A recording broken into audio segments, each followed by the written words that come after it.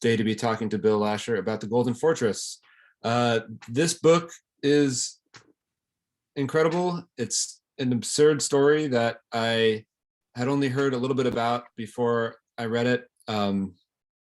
And honestly, I find it super fascinating, super surreal. It's one of those things that you can't believe actually happened in our history. And yet, of course it happened. It's so indicative of everything that's still happening in our society today. And Bill Lascher has written an incredible book about it with a really cool title, I might add. It's a story of the time the LAPD decided to patrol the state's borders and prevent Dust Bowl refugees from entering the state of California. In particular, it's the story of a showdown between LAPD officers and one small town. And I'm going to hand it over to Bill right now to introduce the book a little bit more and read a little bit for you all. Thanks for having me, Eric.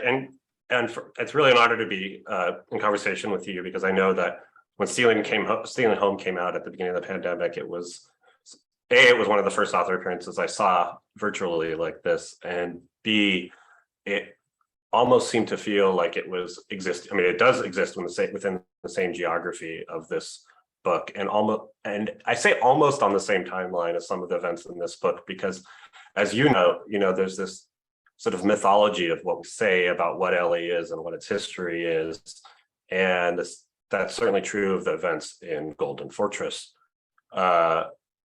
So much of what we tell ourselves about a place is based on these continuous retellings and adjustments and histories and what we sort of want from a place. And a lot of what this book is about the way we both look at the past and tell ourselves about a place and what it was and how it shaped the present, and then what people said during any particular present about what the place they're in is and who belongs there, who doesn't belong there, and sort of where it's headed. And so as I start the book, I'm starting with sort of the first day of this blockade in Modoc County, California, in the far northeastern corner of the state, and with some figures involved in what it means to be in Modoc County. So chapter 1, the quote, bum blockade. A cloudless sky blanketed Alturas as a string of sedans turned off Highway 299. Temperatures that afternoon had briefly crept above freezing, but dipped again as dusk arrived. From atop a 3-story brick building at the other end of Main Street, the word hotel blazed against the cloudless sky. On an evening as clear as that one in February 1936, the beacon of the signage must have been a welcome sight to the car's occupants as they drove those last 3 blocks from the highway to the Niles Hotel. Hundreds of miles, 2 days, and a world away from home. That those last 3 blocks also composed the entirety of downtown Alturas said everything about how far they traveled. After the men parked their cars, they might have reflexively shivered beneath their polished leather jackboots and thought of the all-year warmth and sun they'd left behind.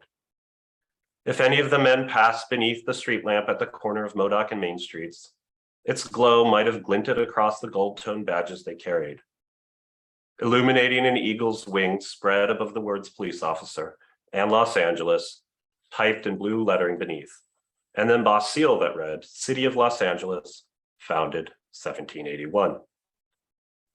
Once inside the Niles Hotel, 13 Los Angeles police officers waited as their commanding sergeant, R.L. Bergman, checked them into the hotel. The next morning, they would officially begin their new assignment here in the seat of Modoc County, 600 miles away from the City of Angels.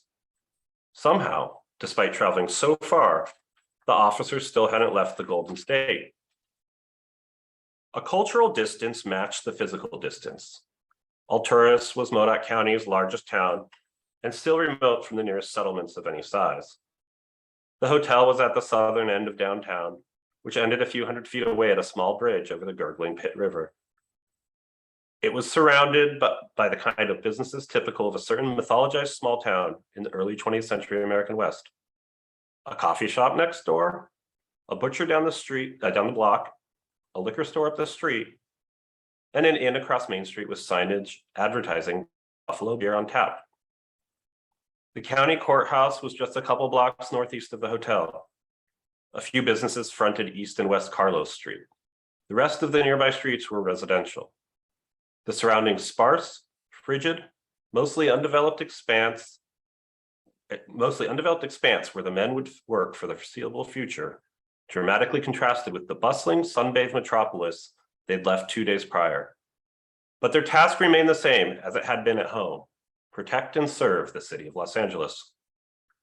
Soon after the officers arrived at the Niles Hotel, a primly dressed woman walked in and introduced herself to Sergeant Bergman. She was Gertrude Payne French, the publisher of the Alturas Plain Dealer. Could she just interview the sergeant for a little bit about why the police had come all the way to Modoc County from Los Angeles? She could. Bergman knew how highly his boss, Los Angeles Police Chief James Edgar Davis, valued good publicity. And Homer Cross, Davis's deputy in charge of crime prevention and this operation's key architect, had softened the ground throughout the state in the weeks leading up to the deployed officers' arrival. French already knew why they were there, of course. Cross had talked to her when he came to Modoc County that January, and even if he hadn't, French may have known, as she prided herself on how plugged in she was to events transpiring all across California. After all, she was one of the native daughters of the Golden West, a member of the Alturas Chamber of Commerce Board of Directors, and, like her husband, R.A. Bard French, a former operative in the state Republican Party. Gertrude and Bard were very encouraged, French told Bergman, that someone, Chief Davis, was finally doing something about the, quote, penniless itinerants and criminals plaguing the Golden State. Concerns about how out-of-town police might disrupt Modoc County were already spreading. The Plain Dealer would diligently downplay those concerns on its pages, but French told Bergman, and would repeat in print the next day, the paper was, quote, reserving our final judgment to see what happens. Whatever judgment ensued, numerous scenes like the one taking place at the Niles Hotel likely occurred throughout the remotest corners of California that evening. Davis had sent Bergman, the 2 7-officer squads working under him, and 120 other LAPD officers, each handpicked by the chief from a larger pool of volunteers, to seize control of the state's borders. Each squad was stationed at one of 16 entry points around this perimeter of California. Some would patrol highways and set up checkpoints to stop incoming cars, while others boarded trains to look for fare evaders and stowaways. All those entering California who appeared unable to support themselves and likely to become public charges, or whom the officers believed likely to be criminals, would be stopped. No one was to get through without permission from the Los Angeles Police Department, even if Los Angeles itself was hundreds of miles away. Thanks. Any questions or any conversation? Yeah. Sorry, I muted myself to not interrupt you. And No problem. here I am. So you have in 1936, early 1936, the city of Los Angeles sending officers, about 135 officers, across the state to guard its borders. I mean, first of all, the idea that 135 officers can seal off the borders of California is pretty ridiculous. And second of all, I think it's really worth reiterating how far Modoc County is from Los Angeles. We're talking about,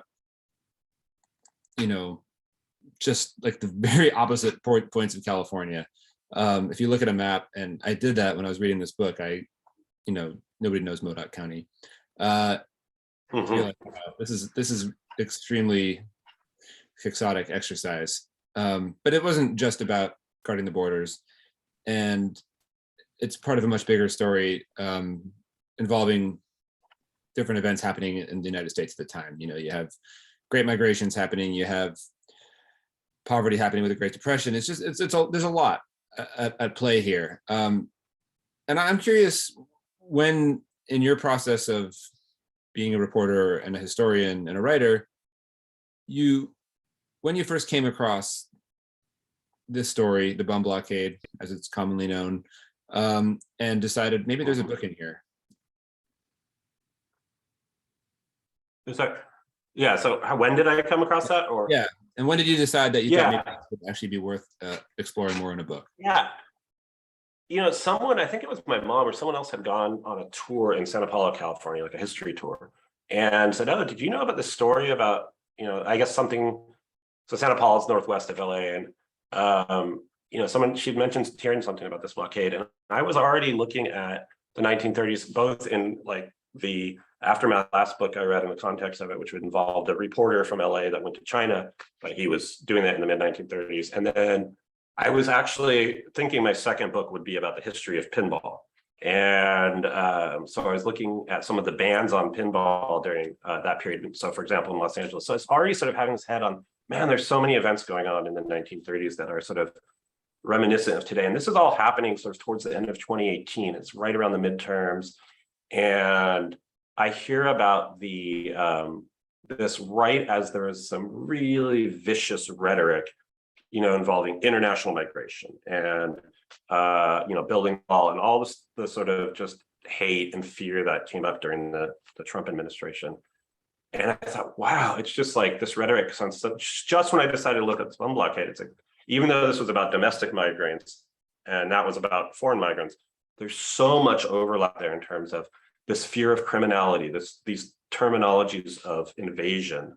So I thought, this is worth looking into. So I started looking up the blockade. And shortly thereafter, I found out about the events in Modoc County and one of the stories about it, the fact that the sheriff there had stood up to the chief. And first, what I found out about was there's this sort of sub-narrative in the book about a feud between two newspaper editors in Modoc County and how the blockade sort of amplifies that feud and other sort of tensions in that county, and it becomes sort of results in a pretty violent, deadly experience. And I'm only being cagey about it because it's somewhat suspenseful, but I started unraveling that story, but then realized, wait, there's a much bigger story. And as I'm unraveling it and thinking about this book, I started doing a separate project on the Great Depression. And again, some of the, it's just over and over again, everything I was reading sounds so evocative of the present.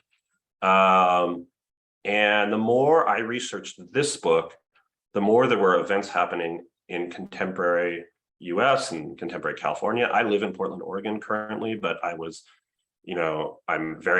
my family's all from Southern California and I have an eye here, but so events here and events in Portland were also very similar. We're talking about the rhetoric of houseless people and subversion and perceived subversion and police brutality. And this is all before the pandemic, and then the pandemic hits, and there were even discussions of closing down state borders in certain places to keep people out, and all of this rhetoric sort of erupts again. A long way of saying that the more I was researching it, the more contemporary events seemed to mirror what I was researching, and the more that made me want to dig. So I just felt like it was a story that had to be told to sort of reflect on the ways that some of the rhetoric about what we say about the other and what we say about ourselves isn't so new. And I think that that's both depressing because we're still very fearful, but in a way somewhat strengthening in that, we faced some pretty hateful and fearful things in the past and we've overcome it.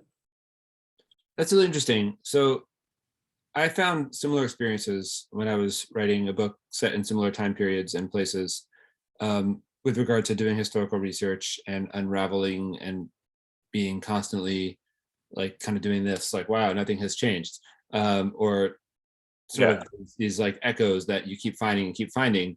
But when I was writing, ultimately, I didn't try to like depoliticize my work, but I made a real effort to like not dwell on current events and to like almost cut myself off a little bit because I really wanted to live in the era of the book and like not preach too much or not find myself letting things creep in. And I was wondering, how did you navigate that, your own political feelings, the bombardment of news, most of it bad during the time you were writing this book.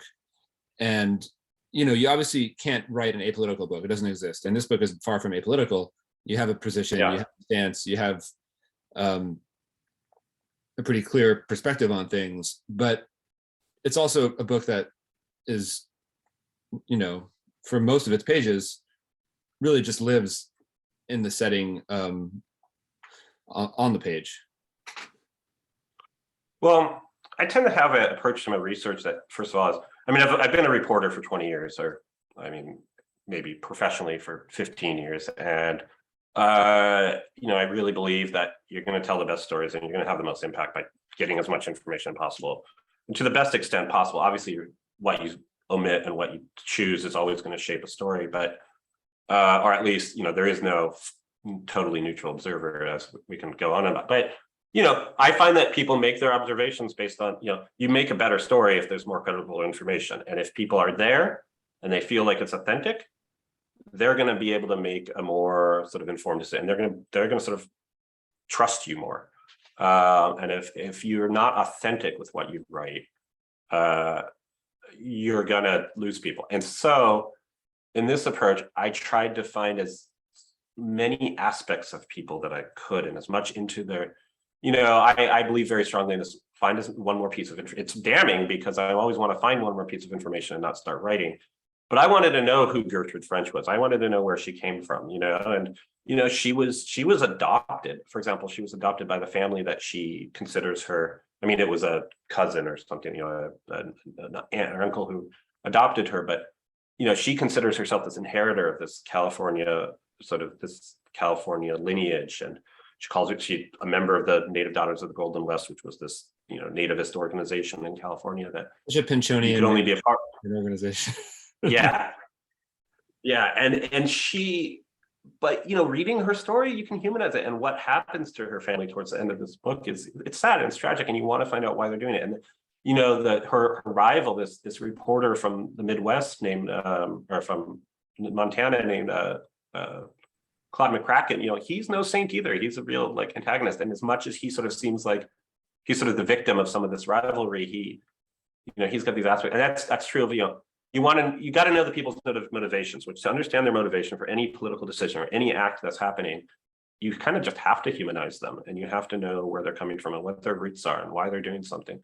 So I tried to do that as best as possible. As far as the current events, honestly, too much of it was happening. I had a child right before the beginning of the actual drafting of this book.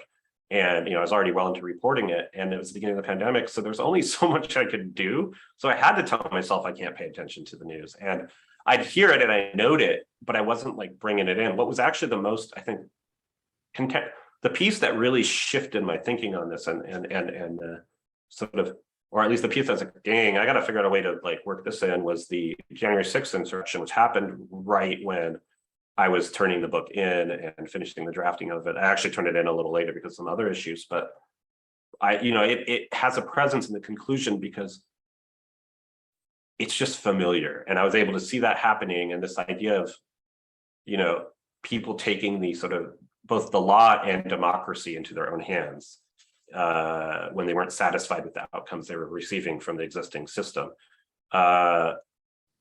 seemed to be a mirror. But I just did as much research as I could to make it as sort of lush as I could.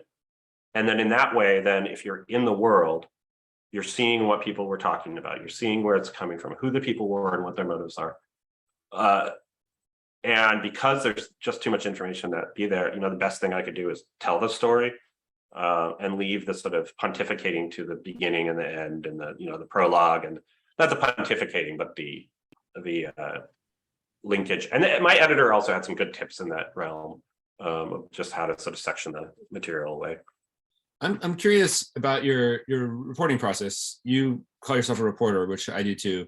And I am hesitant to call myself a historian when people use that term, even though I write pretty much purely historical stuff, just because I don't have a academic background in history. And I think the way I look at historical documents stems from being a journalist. When you're researching a book, and you've written a couple now, how do you, this is a ridiculous question. This is really my curiosity because I feel like I struggle with it. How do you organize your notes? Where do you start? How do you kind of do it? And you don't have to get too detailed now, but. Yeah, it's evolved. I certainly, I learned some lessons with my first one, and I had a ton of source material sort of dropped in my lap for the first one, just because I had access to a lot of sort of personal archives and things like that. I mean, there's just a lot I could get in. It's hard not to just get into the details, but I take it like a reporter. And I call myself a historian too, because I feel like I'm resistant a little bit to this sort of, you have to have an MA or a PhD in history to call yourself a historian, just the same way that, like, it's just silly to, it's one thing to say you're a physician if you don't know how to, actually treat someone. But I feel like if you reflect on history, you're like, I'm not a academic historian. I haven't been trained. I don't think I am I wouldn't call myself a historical scholar.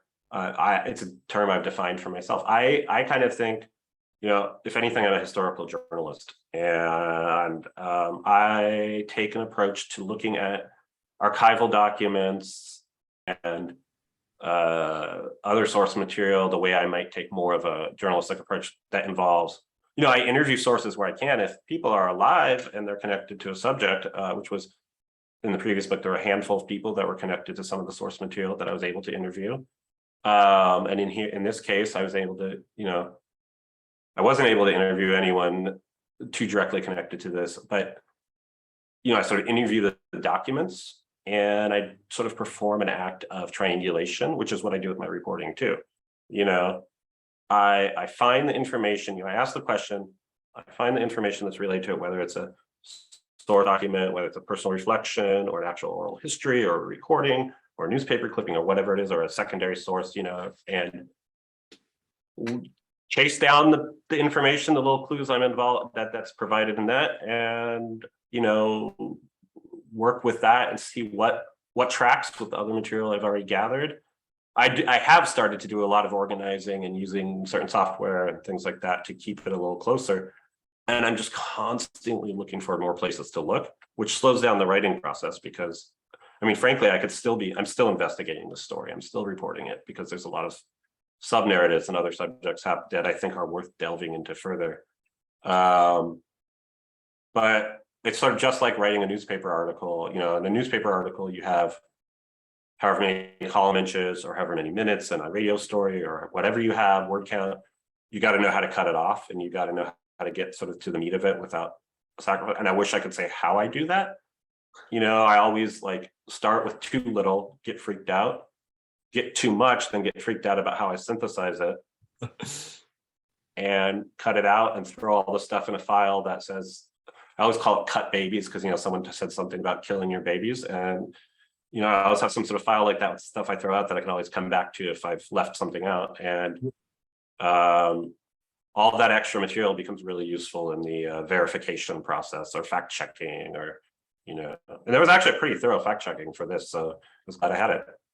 Do you have a favorite passage, a favorite cut baby from this book, or a favorite detail that you had to omit?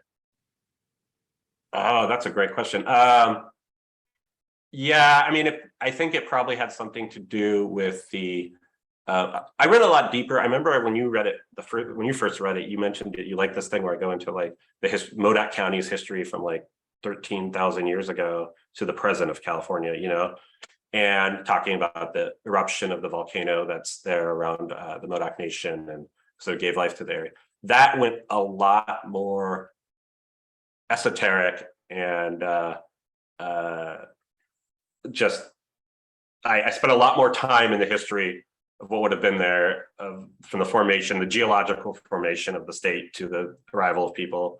I think that was there in greater depth. And actually, to go back to your question about research, one thing I really love to do is figure out, to get a vivid detail, figure out what would have happened. So I was looking at what kind of geologic material would have come from that volcano so that I can describe it not just as a volcanic eruption, but what minerals were coming out in that eruption, and to the best of my ability to find out.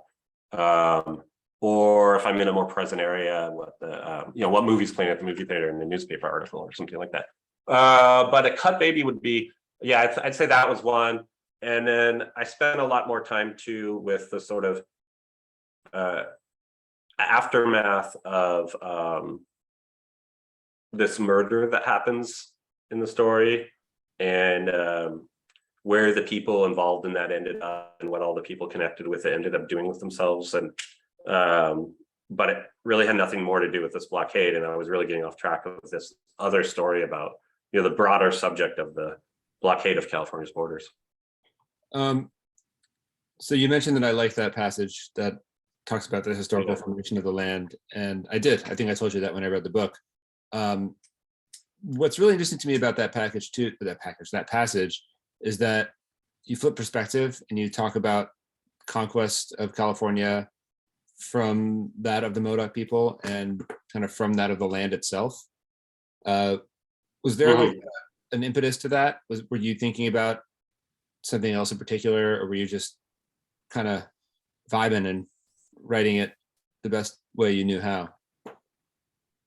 I think it was more the latter, and like because I'm not an Indigenous person, I felt really awkward writing about what was happening in this area, what the feeling in the station would have been for a people that I'm not part of and who, there. But what I had access to though was this constant portrayal of an literal description of the Modoc by the first European colonizers in Northeast California as foreign, alien, savages, these horrible terms of that were harassing these colonizers when these were people who arrived to a civilization that existed. And it was like, I didn't presume at all to write from their perspective, but I did see really quickly, it's like, wow, these people are exactly the same.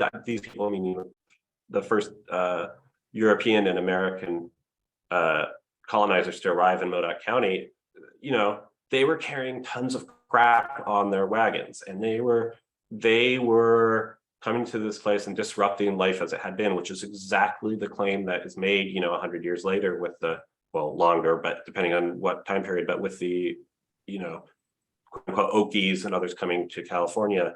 And so I started just vibing on that. I started vibing on this idea that like, we always talk from this Eurocentric perspective of, Indigenous pop cultures being exotic and savage and, all these other terms that come out like warlike or whatever, terms you may use. And as you start reading the rhetoric, I'm like, I just had a thought of like, what would it be like if Christians suddenly showed up in a culture that was, and they first see, I talked about the sort of, the first Spanish explorers are Catholics. So what are those first, experiences of seeing a Catholic mass? What must that look like to another culture? It's like, well, maybe if we saw that as uninvolved people, we might see that as a really ritualistic, spectacle.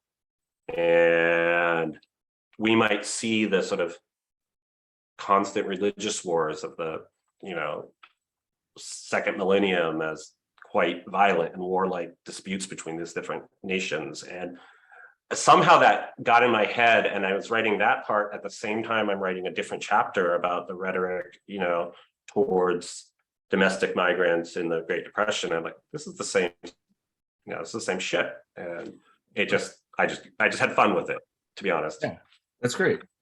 Did you have a favorite? I'm going to say favorite, but is there one particular? This book is full of really interesting personalities. It's something I liked about it. I have a list. I wrote out a cast of characters as I was preparing for this. John Sharp, the sheriff of Modoc County. Jim Davis, the sheriff in LA, or the police chief in LA, is fascinating. Gertrude French. All these people. Like, was there somebody who you just like were drawn to and were like, I'm fascinated by this person, or I'm intrigued by them, or I feel a deep personal kinship and relatability with them, or the opposite for that matter? Well, I mean, I'd say the people I was most drawn to and wanted to sort of unravel a little bit more were definitely Gertrude French to some degree. I was really stymied, one of the big pandemic losses is I couldn't spend nearly as much time with physical archival sources, and especially not in the same way I might have had I not done this book. So getting really underneath the skin of some people was a real challenge until really late in the game. when I could get into some personal papers. So one person though that comes to mind in that regard is Louise Ward Watkins, who was this socialite, I guess you could say, but also a politician, far right politician from Pasadena, who shared some of the same reactionary rhetoric as James Davis. And I think sort of she and James Davis sort of fed off each other in the mid-30s. And, she's sort of tangential to the story in this book, but I think more influential than it's made to seem. And I was pretty fascinated with her and how she became so powerful and sort of so, in some ways, like untouchable. She kind of lost relevance because of her far leanings, sort of by the time of the war. But her, definitely. I think James Davis, to a degree, is like, he's not as covered as other past LAPD chiefs, and he's given, despite his sort of audaciousness and the scandals connected to him, he doesn't quite have the depth of writing and documentation as William Parker, Daryl Gates. And I think that is sort of a shame. I think there's a lot more to be sort of mined there. And I think he's sort of treated as sort of a player and a tool of the sort of political regimes at that time. And I think he was more, I'm blanking on the word he had more agency than I think he's afforded. And then also Frank Shaw, the mayor of LA at the time, I think we don't examine him enough for his role in the efforts to ban he was involved as a county supervisor before he was ever a mayor.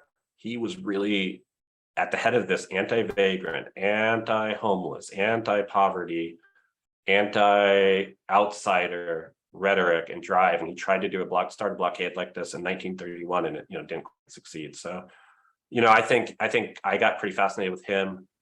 And then the last person I would say is Claude Mccracken. I mean, I feel the most kinship with Claude Mccracken, this newspaper editor who came to Modoc County. He had sort of bounced around. I've worked in a lot of different places. I've lived in a lot of different places, but I feel more rooted to Southern California than he ever felt rooted to any one place. But he was a fascinating guy who seemed to really piss people off wherever he went.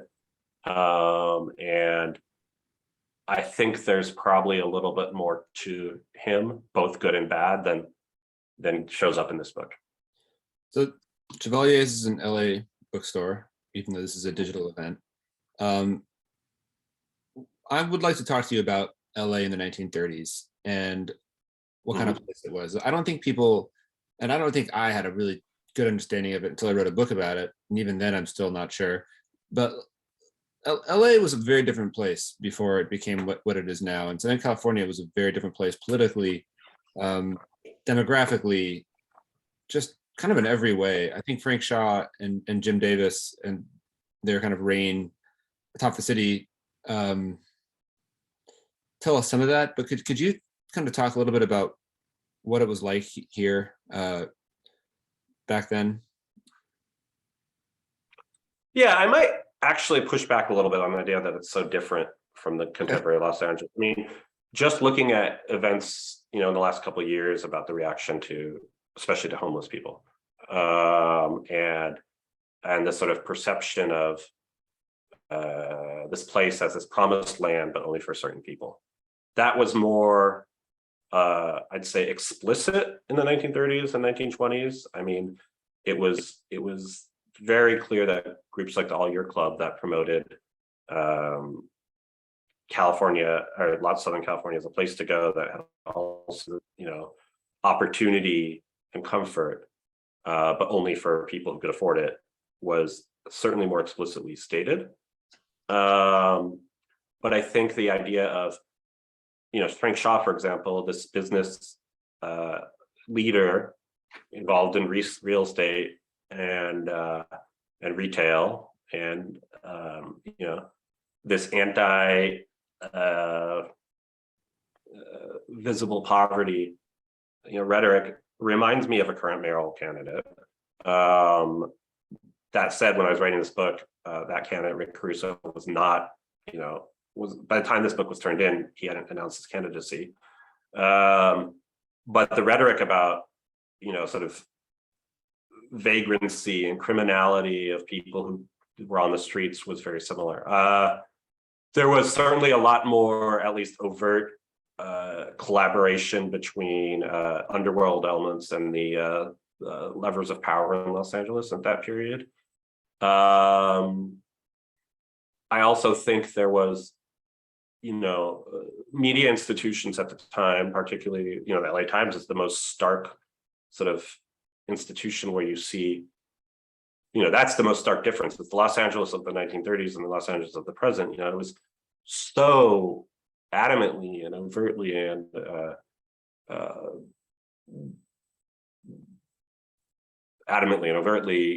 anti-subversive and right-wing and pro-business, and it did not hide its conservatism and its political leanings. I don't think that anyone, there's as many institutions that are I'm not saying that institutions today are just hiding certain politics. I'm just saying that, the connection between Harry Chandler and the Times is what was happening in the Times was more direct, and what was on the pages there, and the connections of what institutions were in power and what went into the print were sort of just more understood. I think that was a big piece of it. And I think in general, this idea, the other piece, of course, was that it was a Republican power, the city itself was, a Republican power center. And, but I think in a way that's similar today in the sense that there was still a divide between rural America, or rural California and urban California. But there was a lot more influence on sort of state politics from Southern California. I talk about this in the book briefly, you had Frank Merriam was from Long Beach. You had James Davis and Shaw trying to, failing, but trying to get a state police force set up. And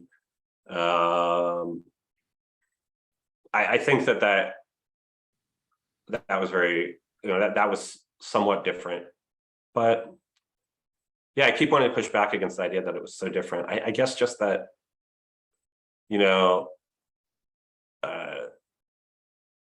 yeah, I guess that would be my answer. I'm curious if you were going a different direction with that I missed.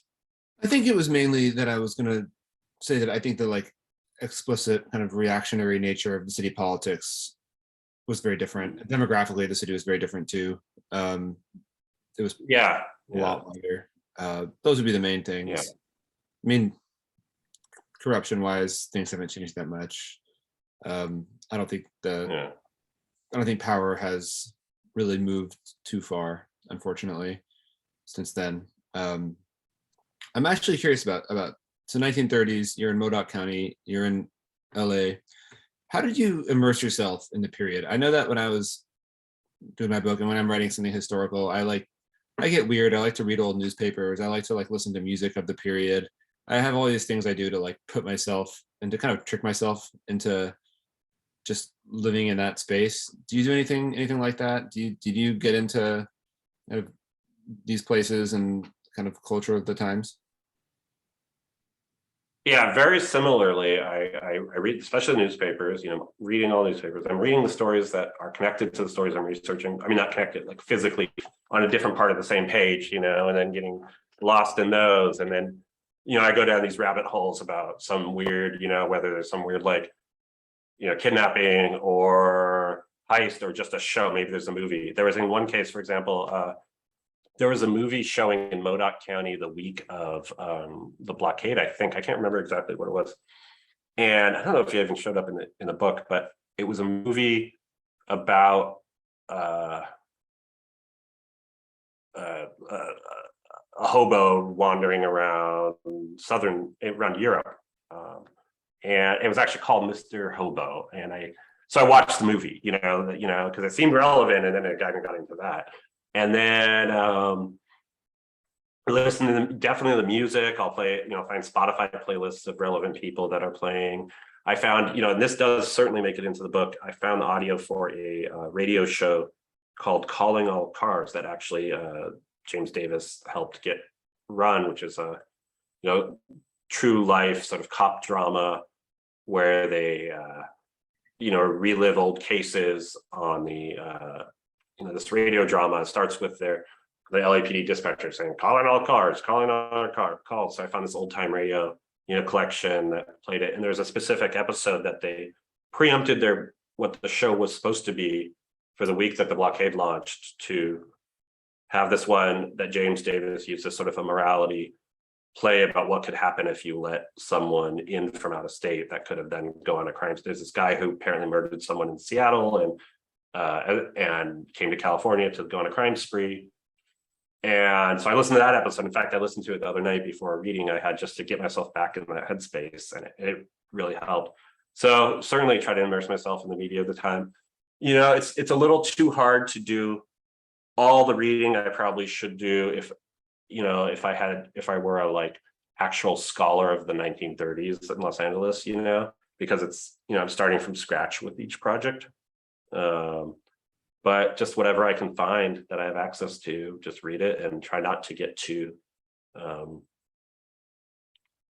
try not to get too bogged down in this has to be directly relevant to the book.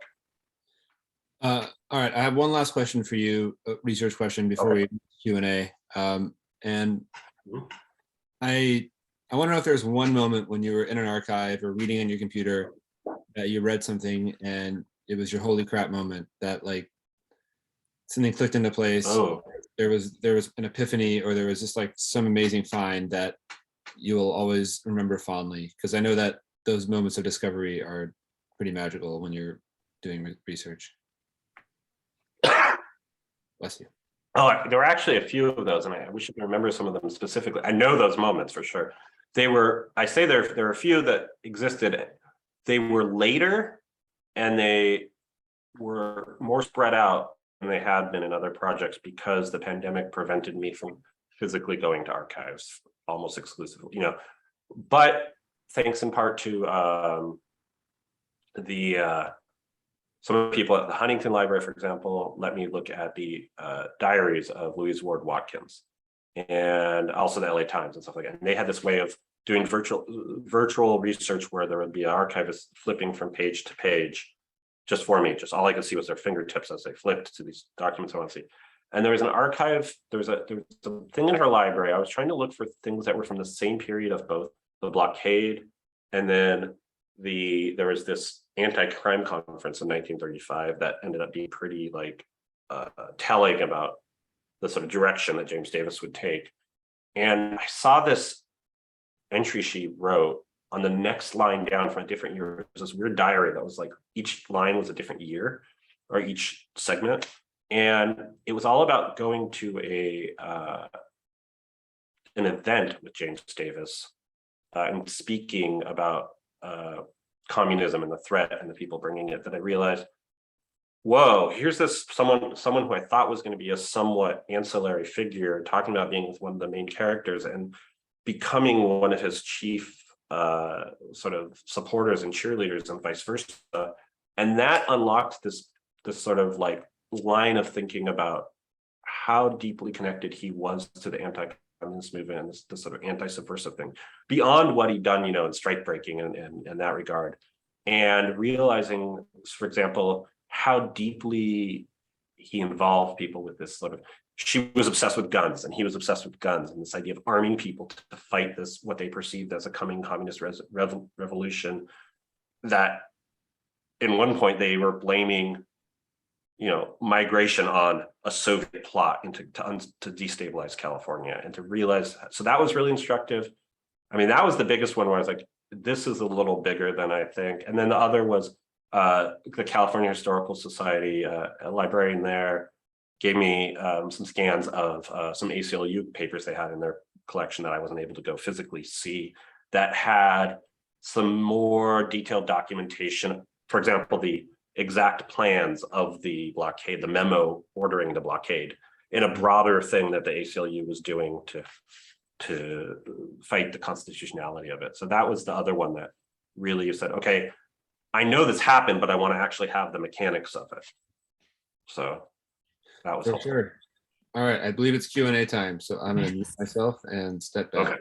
Yeah, I will say too that I really appreciate you like delving into what it was like going into the physical archives and like working with archivists and getting these scans, is because it's such an important thing for authors to talk about. A lot of people don't like, archives seem so like fantasy realm for people a lot of time. And I think it's really nice to hear authors talk about it. As an archivist and librarian, I get giddy a little bit hearing it. And that's usually my question. So I will hold my, that's like usually what I ask, but you've already answered so many of it that I'll just go ahead and start doing audience questions. So we have one from Wendy who asks, did any other states institute copycat blockade efforts after seeing what California was doing? Well, Florida had a blockade of its own, but I wouldn't call it a copycat because it had actually been doing it for previous winters. So they sort of played off each other. Colorado did launch a blockade of its southern border with New Mexico using the National Guard. And I described this a bit in the book. They claimed that they were keeping quote unquote Mexicans from entering the state from New Mexico. But it was, it was a very much more explicitly racialized. There's definitely some scholarship about the blockade that I talked about that talks about how racialized this blockade in California was. But yeah, definitely the one in Colorado was a direct response. There were a few other minor ones. Like I just think some other places went with the sort of publicity of it. The city of Nome, Alaska wanted to institute a blockade of its own. And it's like, who's coming to Nome, Alaska in the 30s? But I think just to get headlines. Yeah. We have a lot of questions, so I'll move right into the next one. Okay. We have a lot of questions, so I'll move right into the next one. Somebody asked, you mentioned that you've been continuing to investigate issues around the book since you finished it. They're wondering if there is anything you've come across that didn't make it into the book.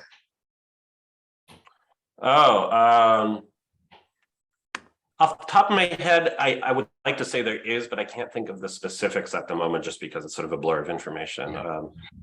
Just maybe the best answer I'd say is there's more rhetoric specifically talking about domestic migrants than I expected there to be.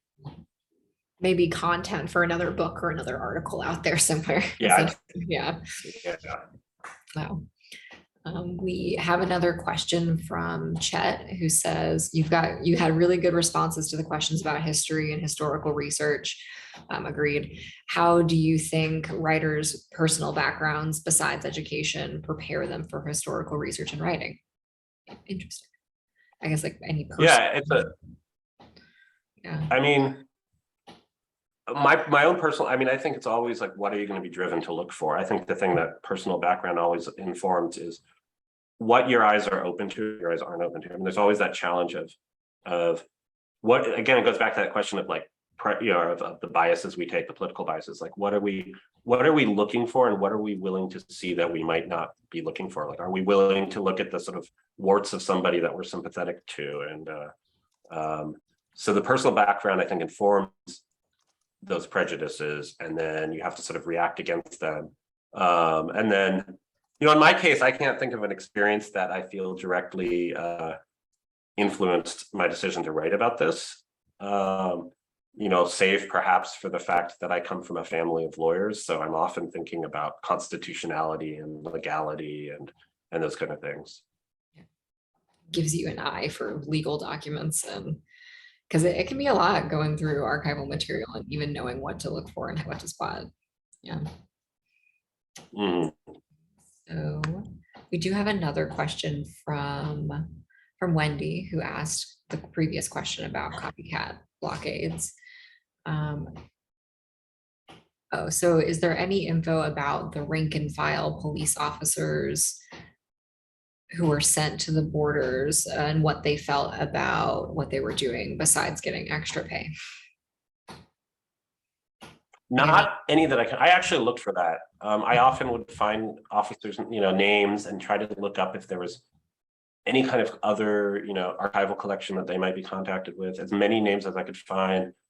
Not as much as I sort of hope to find like a diary or journal. And it's for the same matter, and I talk about this at the end of the book, people turned back, and, especially the people turned back by the blockade, it's impossible to find, because who's documenting that? Who's writing a journal about, if you're someone who can't carry anything to California, are you writing about that? Maybe not. You might if you are part of an oral history later, or someone like John Steinbeck interviews you, but you're not necessarily keeping those materials. So I wish I had seen more of that, but nothing I could find. Yeah, it would be so hard to pin that down. I can imagine, like, you would have to meticulously go through archives of maybe cities that are close by that would have been spots where people would have turned back to. Like, it would be really difficult to track that down.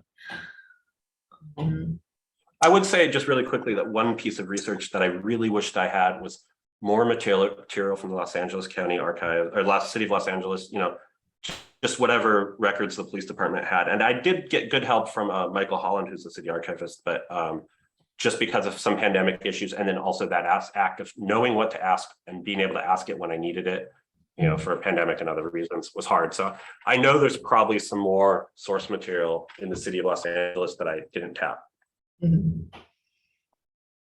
Forgive me if this was already asked, but did you talk about how the pandemic and how quarantine affected your research process? Because I know that a lot of archives got a little bit more lenient with sending scans and helping the research process out that way. Did you experience that?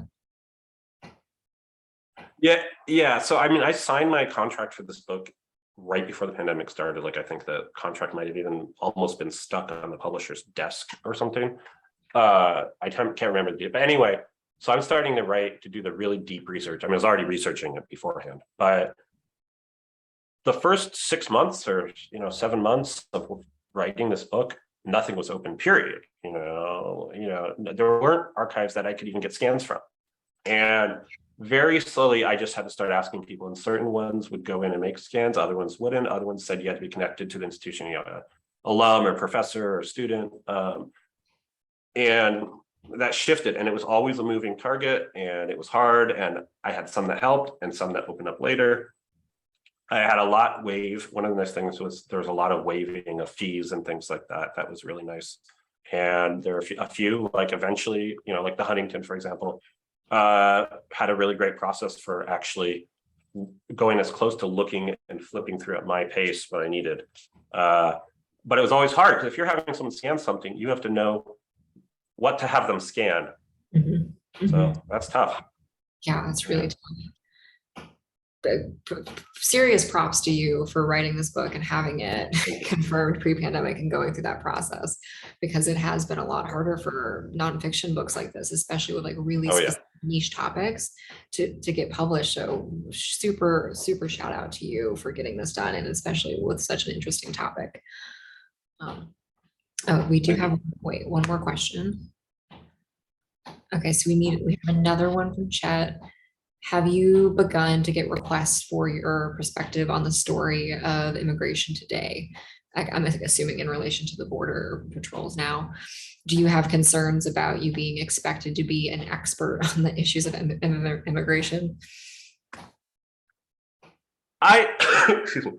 I haven't had too many requests to be an expert, and I haven't had too much. I think a lot of people, as they ask, "Oh, what's this book about?" And I describe it, and they say, "Oh," they kind of make this sort of sarcastic, like, "Doesn't sound familiar at all." And I appreciate that they see that. I have not been asked, and I am not an expert on international migration or any kind of migration right now. And fortunately, I don't think I've been expected to. I do. I think it's also important to note that even in this period of the blockade, there were efforts to block and restrict international migration that informed the events of this blockade. If you think about this repatriation effort, in the early 1930s, to send, ostensibly to send Mexicans back to, out of the country to leave California and all, but certainly impact Mexican Americans, and also impacted people of other ethnicity. It was also targeted at Asians and Asian Americans.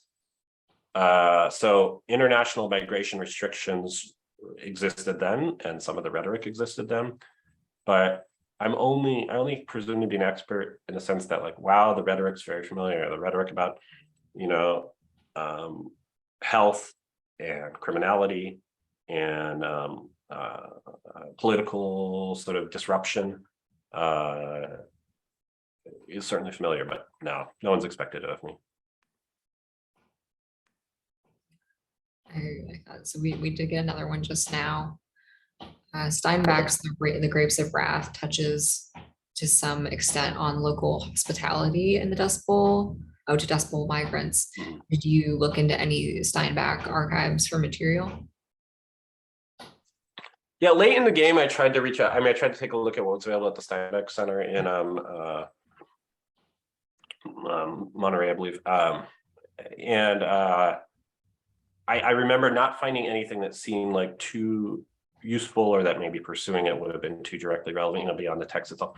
The Steinbeck material that was of most use to me was not the Grapes of Wrath, but this collection called, I think the current title is Harvest Gypsies. The original title was Their Blood is Strong, or it might have been the reverse.